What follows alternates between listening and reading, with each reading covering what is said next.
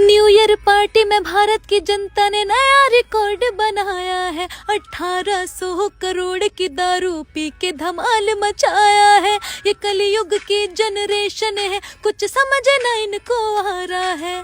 बाप शर्म से शर्मिंदा बेटी ने घर ले जा रहा है, बेटी ने घर ले जा रहा है।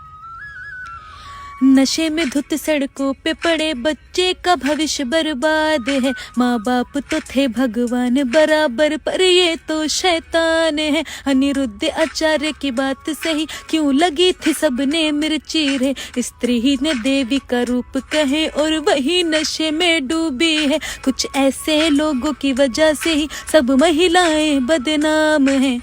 नंगापन और बेशर्मी यही कलयुग की पहचान है।